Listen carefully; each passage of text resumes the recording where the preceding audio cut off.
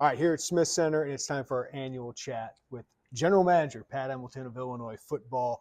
Pat, this is always kind of a time of year where you think, oh, we can take a big breath. I know that is not the case for you guys with the transfer portal opening up, but it's always kind of a time to look back at the recruiting class that you just had. To you, as you have your cheat sheet over there with all these 21 signees, what stands out to you as somebody who is in the trenches getting this class?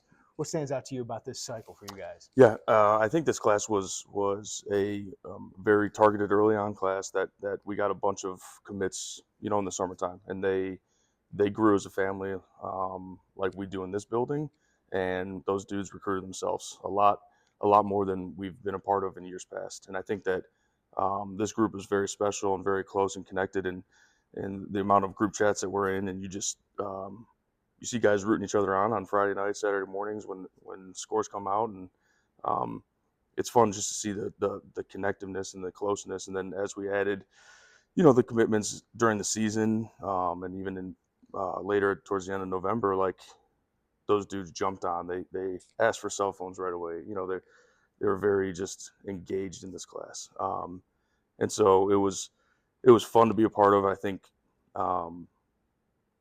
It's probably the targeted number was a little bit higher than what I expected in terms of signing 21 kids, and 20 would be in high school. But nonetheless, I think all 21 of them are somebody that's going to contribute immediately and long-term success for this program. Yeah, and I want to go through some of the parts of this class, but Pat, you've been here for a while, and I asked Brett this too. Winning, 2 out of the last 3 years, having winning seasons, having the stability of the same coordinators, the same head coach. What was the impact of that? Having sellout crowds, what was the impact of that fall for you guys as you guys flipped 9 guys in this class, only lost 1? What was the impact of that? Yeah, it was. It's much easier than in years past, right?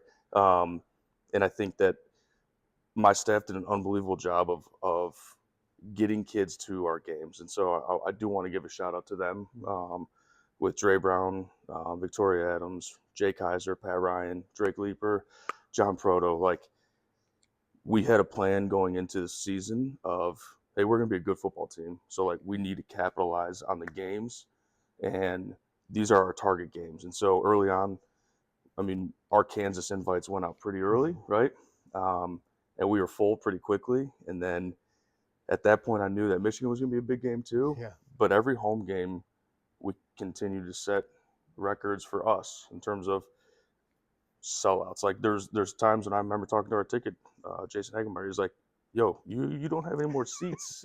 Like, Jason, we need more seats, so we got to figure it out. So, the recruiting staff did an unbelievable job of getting the guys here, and then they embrace the environment. And there's a buzz in the stadium, and shout out to the athletic department of helping fill those stands, and then our students coming out. Like, I took a step back and looked at it because I've been through several seasons, and I was like, damn, this is pretty sweet. Like going on away trips and you see that other places, and now we got a home field advantage for real. That was a lot of fun to be a part of. And for me, I look at it, Pat, and this was one of the most loaded groups of visitors in a fall. And I think you'd already done a lot of your 2025 work. So it feels like, what does that do for you guys in 2026? Because it feels like the foundation you set there, you can correct me if I'm wrong, but from my outside opinion, just feels strong, like stronger than you've had going into other winters. Yes. Yeah. We are, we targeted 26s and feel extremely optimistic about the 26 class. And I want to celebrate the 25s, but it's always like, we had our foundation for the 25 class. We have a tremendous amount of talent in the 26 class, especially in state. And what they saw on that football field, what they're seeing in the success that we're doing off the field too, we really have some firepower going into this offseason to try to capitalize and get some earlier commitments than we've normally had, right? And I think that's going to be our goal. I hope the fans can see that is when we go out in January, because we can't go out in December right now. When we go out in January and we're allowed to go into the homes of those 26s at this time, you're going to see the recruitment even sped up more in the high school world and commitments start happening earlier. let's talk about the quarterback position. We've seen the value of having good ones. I mean, Tommy DeVito last 2 years of Luke Altmaier, but especially this past year of what Luke has brought to your program. What does Carson Boyd or Sean Newton add to that with Trey Petty? And I know you got one in 2026 you can't talk about yet, but what are you guys building there, and what do Carson and Shawnee add to it? Yeah. So first, like, credits to Coach Lunny and Art Skowski, identifying early on what they want in the quarterback room, and then bringing it in through the transfer portal with Luke and Tommy, and even John Paddock. And now we continue to carry that on. Like, both Carson and Shawnee are kids that are tremendous kids from tremendous families. And obviously we knew the Newtons a little bit longer, but they both come from just great makeup, and that's what I think you need in a quarterback, right? Really, really, really smart in the classroom. And I've been around some quarterbacks that we recruited that hadn't been up to par on it. And so I think that's our baseline. Like, you got to be a leader in the classroom. You have to be comfortable with yourself as well. And I think those two guys, like, Sean, he's not going to be the most talkative kid until he gets to know you and trust you, and then he won't stop talking, right? Where Carson has a very Carson can meet somebody right away and be able to talk to them and carry a conversation like you knew each other for 5 years. And so they're tremendous leaders, away from the game of football. And then you talk about their talents on the field. And I think that Carson has the ability. He's been playing quarterback since, I think Rob has videos of him at 3 years old, 4 years old of throwing the football. And I think his anticipation, his drives, his what I love about his game is just his medium throws, like his throws across the middle from 10 to 15 yards, and how he can drive the ball and anticipate windows opening up. And then he's got the athleticism to escape. And Sean is the same way. Sean's got an unbelievable touch on his long balls, but the ability that he has to make people miss in a phone booth is unlike a lot of kids that we've had. And so I'm excited to see and get them both. And we got Carson coming mid-year, and then Shawnee will be here as well for that. So it should be fun. Running back, I don't know if you guys expected that too. But Cedric Weiss, you get in early. John Forster was a kid you push for hard, you flip him at the end. Yeah. What can you tell us about that late process with Forster and what those two bring to your backfield? Yeah.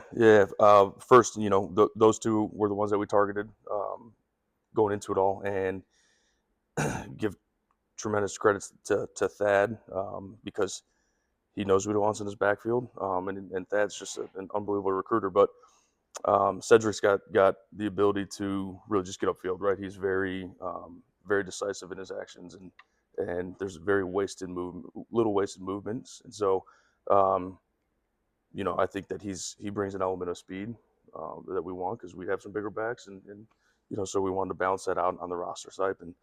And then John was somebody that we recruited hard, and we knew his heart wanted to be here. He just had to work through it, and we continued to press him, not press him, but stay in contact with him the whole year. And then when I got the phone call on, I think it was Monday night, it was like 10:30 from Art, and it was like, hey, this might happen. Like, all right. So then, Tuesday morning, got with Coach. And what's that feeling like when? I mean, you guys worked really hard for him. Yeah. And it was a tough loss to a team that's doing well, has a good running back cell, obviously. And then he opens up again, and you're able to win. Like, what's that like for you guys? I mean, to Grant Bierman, now, and then a guy like John Forster. It's just a testament to the hard work that's in this building. I think first and foremost, like, we won't give up just because they say no the first time or they're going somewhere else. Like, I think we have enough class to continue to recruit them in a respectful way and respect where they committed to, but show them that we still appreciate them, love them, and care for them, and want them to join it. And they could tell us no right away if we continue to recruit them. But I think that the guys that were open and receptive to wanting to continue to talk, you felt that you got a shot. And then obviously the way that we performed on the field was a big factor to it. And we know who we are in this building and how we represent when we bring kids on visits. Like, we know that they do love and they do enjoy and they can envision themselves here. Yeah. We just had to continue to build it, and being able to go 9-3 this year is like, those guys saw it, they witnessed it, they felt it, and then the wins come, they go, okay, yeah, I'm ready to do this now. Obviously, in-state has been a priority for you guys, and the battles you are winning are certainly have been improvements under Coach Bielema. So, what'd you think of what you guys are able to do in-state? I mean, Carson's an in-state guy. Logan, Grant, Michael McDonough, Cam Brooks, and Braden obviously is a big-time player. What do you feel you guys did well? Andre Lovett in-state, and how do you guys feel like you're building there? thought we targeted these guys early. Again, it's the consistency for what we're looking for. Just tough, smart, dependable players, but then kids with measurements. I think I was going through it this morning. Like, we brought in a lot of length again, right? From hand measurements, arm, wingspan. Like, we are pretty diligent when we get kids to campus to see what those look like, because they help us project. And we are a high school foundation team, and we want to build that, and not all these kids will contribute year one, right? And so you take that with their play on the field, with their measurements, like you look at kids that can contribute as special teams year 1 to year 2, and then be in the 2 deep and by year 2. And it's just, I think that's first and foremost, is we targeted what we need, who we want, and then went after those guys. And a lot of these guys came to our camps, and we were able to work with them. And you look at a guy like Braden Trimble, for instance. Like, Trimble to me is, and I think Coach had said Zakari early on. Yeah. Trimble's to me is very Malik Turner-ish, right? That makes sense. Like Malik was, I can't remember Malik's story, it's been that long, but he's a basketball player, yeah, right? Didn't play a lot of football, and then correct, and just like a really smooth athlete that's deceptively fast, ginormous hands, like long wingspan, all that stuff. And so you can see that through the recruiting process, like Braden, his confidence, and then when you saw him play on the basketball court, and then it translates to the football field, it's just like guys want to follow him and be and he's a leader. And so I think every one of our Illinois guys, Andre Lovett, like, that dude was at every home game, being our leader, right? We would tell him where to go, when to be there, and he'd grab a group of guys, take me to the line, I walk, come back. It was like, okay, cool. Yeah, you had some dynamic personalities. Talking with these kids, Andre and Carson, especially Braden, you talked about those guys being the best recruiters. Why is that? What is it about getting those guys on board that is so important that helps you get other guys? Yeah, it's great athletes want to play with great athletes, right? And I think that they see that what we're building and want to be a part of it, and then they also want to go out and help recruit the best ones. And those guys, like, they're the best recruiters just because they're going through the same situations. They're going through the same scenarios. They're getting their phone blown up by hundreds of people, like, and so it helps compare and contrast. Like, man, the Illinois staff is really good about, like, staying consistent but not being annoying. And I think that they can share similar stories with us. And then they're teenage young men that are getting that they share just similar likes and dislikes, and it's just, so it's a little bit natural. And now, me being almost 35 and overweight, it's just like starting to lose touch in the young age. So let me ask you there, because you just mentioned a lot of your staffers. I don't want to leave anybody out, but talking with these kids, 2 guys who are standing out, who aren't full-time assistants, because this did feel like a full staff effort. Like, it doesn't feel like 2 or 3 guys really carrying everything. But Dre Brown, Art Sikowski, what have they added to you on the trail? Because those guys now, with you, like you, can get out on the trail and recruit. So what have they brought? Yeah. First, I love the rule, right? There's some tweaks I want to make on the rule, but allowing just anybody in this building to go out and be designated as your 10 full-time recruiters is awesome. And it's awesome for the game of football, for our players, because it allows our coaches to coach during the fall. Right. And that's the main thing. And so, but Art is when you covered him as a player to where he's as a coach, he is the same person, and that person is level 10. I mean, level 10 energy. Like, Art's never had a bad day. That's right. So when you're having a bad day, just go around him and you'll smile, right? And so I think that it's unique too, because he played at a Big Ten school, transferred to us, got a degree from us, and so he's got two perspectives of where it was at one place and how it is here under this guidance, this leadership. And so he can speak to that and help relate to the kids really easy. And then same thing with Dre.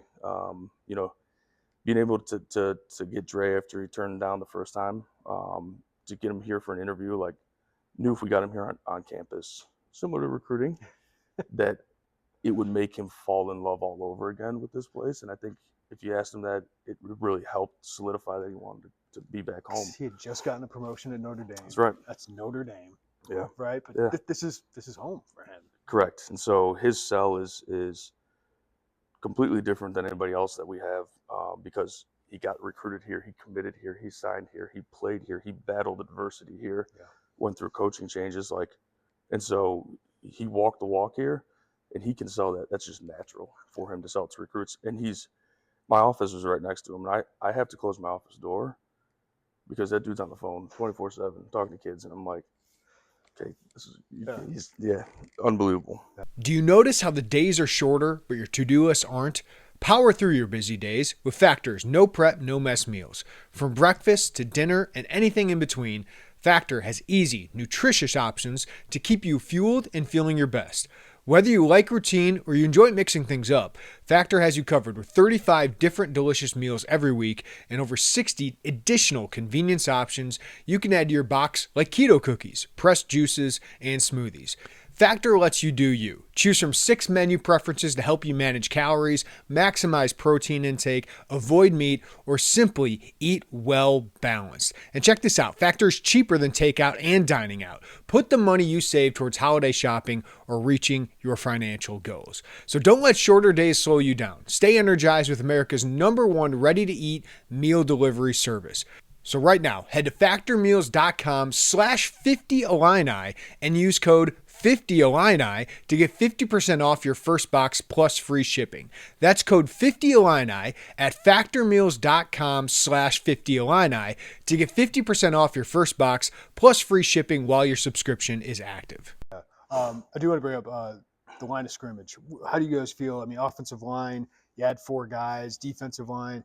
Feels like you're starting to stack some things there. Isaiah White's one of my favorite prospects in this class, just so big, and what JMO's done with nose tackles and getting one of them out of in-state and Cameron Brooks. How do you guys feel like you built up the trenches, or what was the goal there? Yeah, I think starting on the offensive line side of it, like you look at multi-sport athletes up front first, right? I think Michael McDonough is a kid that first he's going to be an engineer here that almost has a 4.0 GPA.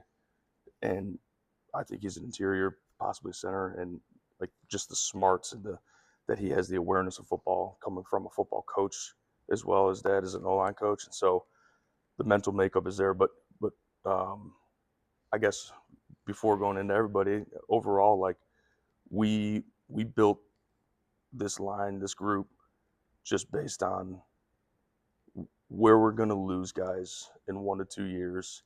And we feel that these guys, get them in the system for a year, get them with Tank, let them learn, let them contribute early, while being able to probably redshirt them is going to help us just tremendously, that we won't have to always consistently go into the transfer market. Right. Because I think continuity is big for a locker room and for a culture of a team.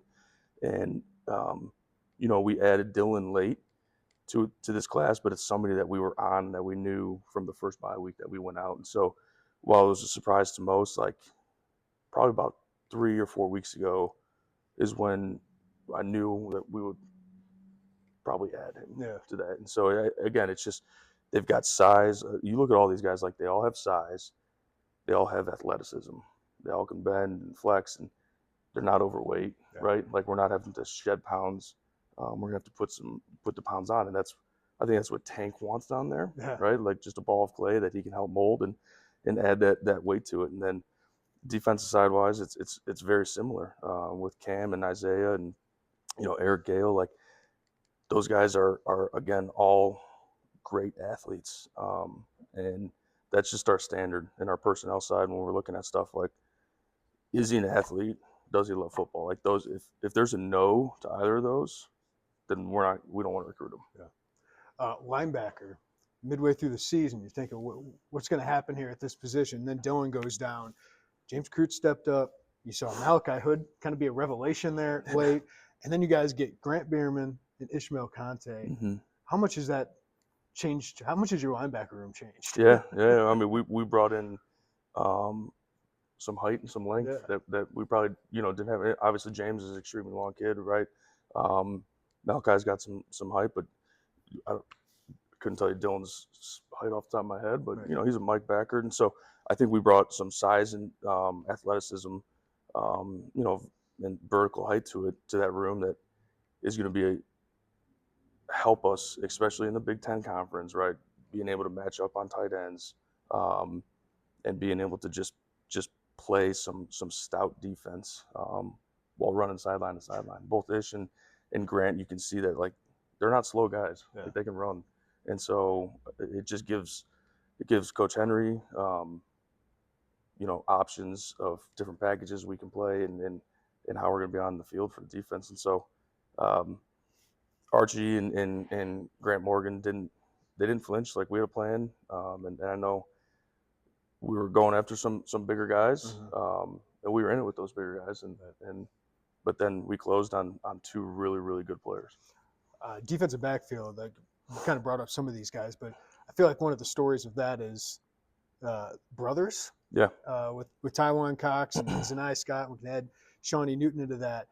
Do you guys believe in bloodlines? What is it about bloodlines and brothers that actually makes sense for you guys? Yeah, I never really, like, obviously there's bloodlines to it, right? When you have parents that play in the NFL, or I'm sorry, dads play in the NFL, you've got that lineage to it. But Coach brought it up when we had Chase and Sydney here, and he just talked about twins and his past, and I've never really looked at like having brothers on the same team, because other than Chase and Sydney, I don't know if I've ever had that prior to. And so James and Josh. Yep. But it's real. Like, it's real. You take a guy like Taiwan, who is one of the fastest men in Florida. He's got a twin sister who is, I think, the fastest woman in Florida, right? And the speed is there, and then their dad played in the NFL. And so, yes, like, the bloodlines are real. I think who Xavier Scott is, of his leadership, of his football instincts, intelligence, you can see that when you talk to Zanai first. And so it was just like, we love X, like, let's get X number 2, because he's really represents and has a very similar mental makeup to what Xavier is. And so that's all real. And with Coach, as long as he's here, we're going to continue to look at these family members. Well, before we get to the big picture topic that might be more stressful for you, is 4 new assistants on this staff, with Justin, Archie, Corey Parker, who I know can recruit Clint Simpson. What did they bring to you guys in this class? They were all added just different times throughout the year, right? Yeah. And I think Corey or Coach Simpson was maybe the last one. And so, like, they all have just unique backgrounds, unique stories. Guys, probably only one of them really recruited this footprint where we are. And so it was great to add in new areas to go kind of branch out and start putting our feet down in there. Not saying we'd pull guys right away, but again, long term. But their buy-in was just immediately, like, I think that Coach does just an unbelievable job on our hires, and they saw success and they bought in right away. And it was never a battle of, this is how I've done in the past. It's more of, what do I got to do? Tell me how you guys have done it, and let's just meet in the middle and adapt and roll. And so, having Corey being a former high school coach, to working at Toledo and now here, like, the relationships he has in this part of the states is awesome, and it's going to pay off. And Archie's got a background of being a JUCO coach and then coaching down in the Texas areas, right? And so it's just, Clint gives us another dynamic out East Coast, and then Step can go anywhere and talk to anybody. And so again, they're all great communicators, and they are all in on anything that we kind of present them. You guys have heard me talk up Home Field Apparel for a while now, but Now's the time to get to homefieldapparel.com because they have their most ambitious sale to date, their Black Friday sale. 30% off site-wide on everything at Homefield Apparel, which is the premium collegiate apparel brand, and they're based right out of Indianapolis. Go to homefieldapparel.com, look up their Illinois gear, guys. They got script Illini gear, flying Illini gear. Their bomber jacket is phenomenal. They just have everything vintage. Everything looks great. All these great logos from Illinois' past, even some hockey gear on there as well. And now is the time to go there because their Black Friday sale is great. 30% off a whole site at homefieldapparel.com.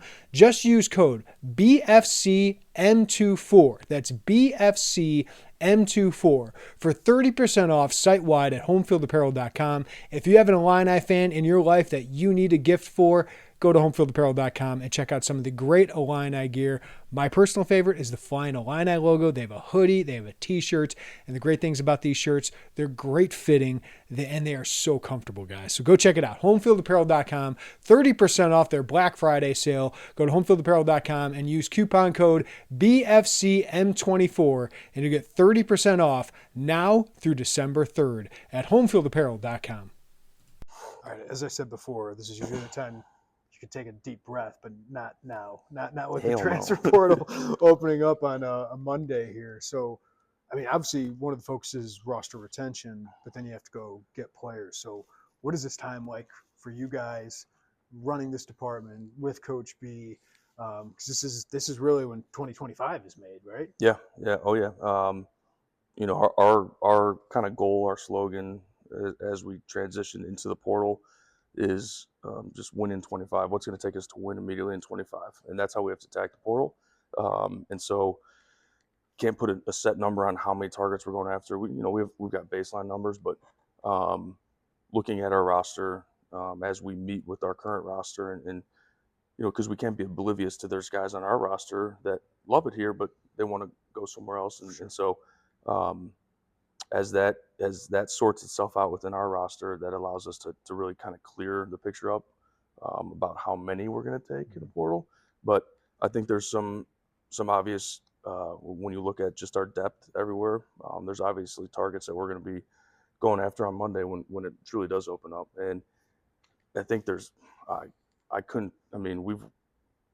prep work that our personnel staff has done has been tremendous. We started this back in August in terms of who we watched, conferences we looked at, so that if and when a kid did go in, we had baseline reports on a lot of people in college football. And so because you have to, right? Because you don't have months like an NFL free agent, right? Right, and that's the biggest hurdle that you face is you don't know a kid's story, like a high school kid. Like, you don't have a complete story on somebody, character, background, teammate. Like, how is he going to be? Athleticism is easy to look at. Yeah. It's all the other stuff. And so we started that process of like trying to learn who a kid was, and we not tampering at all, but reading up on articles, going back to high school, like, seeing stuff that's in the NCAA eligibility center where you could look at grades, like, okay, this kid was smart in high school. So just building a complete profile. And so when it did hit, we can pull that profile, watch some updated tape, and be like, yes, let's give him for a visit type deal.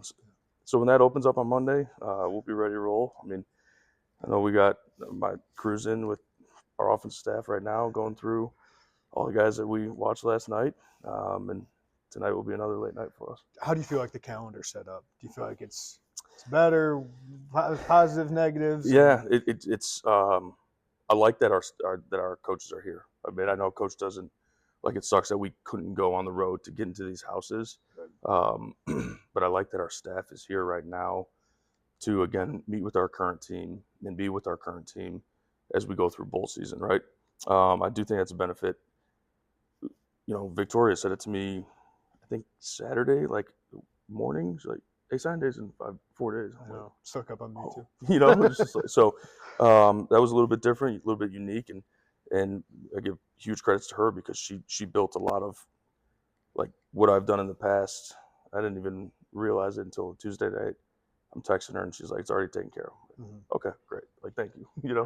And so it's relying and trusting on the people you work with a little bit more. But then I think the calendar is got to continue to get tweaked, but we'll see. We'll get through this first year before I can really kind of tell you how it's all going to go. But I'm excited. The portal's going to open up, and it's a little bit smaller window. But when we get back from a bowl game, we could be flying kids in that night to get here for visits. Well, every year I talk to you, NIL becomes a little bit more clear, and then it's going to change to this revenue sharing. Yeah. How are you guys preparing for that when we don't even know the actual how it works? How are you guys preparing for this, or how are you approaching it when this is a roster that's going to be part of that? Yeah. We've give huge credits to Roger Denny and Mark Torsani in terms of just really kind of building out multiple models and trying to understand what it is, what it could be, what it might not be. And obviously having Josh on the football oversight committee and being able to communicate to us firsthand and talk to us, like, that's huge, right? And so I think we have a pretty good understanding of how it's going to operate. And there's going to be tweaks the whole year. There's going to be questions that arise the whole year. And so you've got a lot of teams that are building out future contracts already. And I know on signing day, I talked to teams in my position that kids are signing a tender, but they're also going to be signing a rev share deal. Yeah. And that rev share deal, now it's got to get passed first still, right? But all indications are it's going to. And so we had the option, we had the capability to do it, but we felt good where we were with a high school class that we didn't need to. But it's unique. It's interesting. We've talked to multiple NFL teams, have met with them, and just in terms of how do you divvy up a salary cap? Like, where does that go? What is that position? This is what the NFL does. That's not what University of Illinois is going to do, right? And it's just, what are our values? What positions are our values? All that stuff. And yet you have to keep in mind, like, that these are still young men, and a culture and a locker room is important. Mm-hmm. So it's all that balancing, and we've got one of the best head coaches in the country to be able to help balance it. I mean, you are in one of the, I guess, fastest rising positions in this industry, right? General manager, and how much your job moving forward, or how much do you have to get somebody to do is capologist, is revenue sharing person? If you looked at my math grades, and I wouldn't want to be the guy, but there's certainly a position that we're looking to have something along those lines, right? And got a few guys that we're going to be bringing in for that. But there's, I think the biggest thing that we have to do, that we have to look at, is you have to take emotions out of it, and that's really hard in college football. Sure. Like, when you're going to be talking about money, you have to take emotions out of it because you like somebody, right? And that's where the biggest, I think, jump, that's going to be the biggest hurdle for a lot of teams, not just our team, for a lot of coaches, in this, and that's, like, I am a relationship person, and that's going to be extremely hard. But I think that's the position that I'm in now more than anything. It's like, you have to be devil's advocate no matter what, and you have to be not afraid to speak it. Sure. Rosters go to 105 too. That includes some trimming. Of course, you can add more scholarships. I know you guys and not everybody else is going to go to 105 because it might not make financial sense. But take me through how does that affect roster building? Yeah, I loved 120. In my first 4 or 5 years here, we were at 105 as a roster, and so it's not something I've done it before. But just in terms of the walk-ons, there's so many guys. I think I was talking to Robert earlier, like, we would probably have 10 to 15 preferred walk-on offers out there right now. Right. We've got 2. And I want to add more, but we don't know where it's going to be. And so I think by the middle of February is when you'll really kind of see what our spring roster is going to look like and be solidified, and that'll change again after spring. And so those walk-ons, I mean, that gives you something to your team. I mean, we can talk about the stories like Miles Scott and Clayton Fedgelin and stuff like that, but it's just a hunger in those guys and great opportunity for those guys too. So we're going to lose some of that, but I know there's going to be still walk-ons. Yeah, absolutely. But and you need to look at, I think at that point, it's just how you build a team, and you look at NFL practice squads. Like, you always have to be heavy on O-line, D-line, because that's where, you know, the bulk of your team or your scout team would come from, and that's where injuries occur. And so it's really kind of it's looking that as a whole, and in terms of what's the most frequent injured position, and making sure you have enough there without compromising other spots. So. Yeah. Are you getting through this all right? I mean, what's this time like for you guys? I'd give huge, shout out to all the spouses out there, Yeah. especially my wife Jess. Like, it's hard. It's hard. I think we all love what we do. Otherwise, we wouldn't work the hours we work. But allowing us to leave home and knowing that they got our backs, like that allows us to go all in. And you can't be. You look at the doors walking in and out. Like, you can't be present in this building if you're worried about home. And so, give big props to my wife Jess for that one. But yeah, that is. We're excited, man. I mean, this is going to be a fun next couple weeks. Then we'll get a chance to go play in a bowl game, and we'll take a break in February. Until then, the grind's still going. I gotta ask you this, Pat, because you've been here as long as I basically come back and covered this program. I know you have 9 wins. You'd rather have 10 or 11. I know your recruiting class is ranked higher than it has at Illinois here in a while, last couple years. But I know you want to do better. But what do you think about where Illinois football is right now? Because you have been here longer than anybody in the program. We are.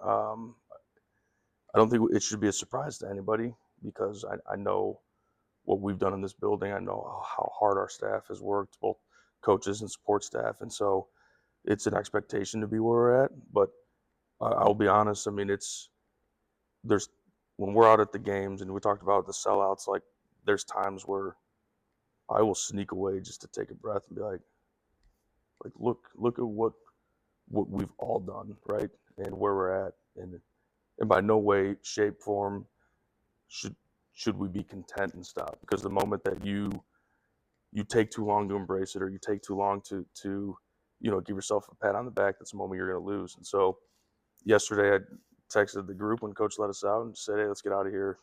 Normally we'd go get some beverages and some food. I was like, I think we all need a little bit of sleep. Yeah. So we'll take part of that on Friday. But yeah, it's a fun time, and now's not the time to stop and really celebrate. Yeah. And we'll do that at the bowl game. For sure. Pat Embleton, Illinois General Manager. Appreciate our chats as always, man. Thanks, Sherman. Appreciate you.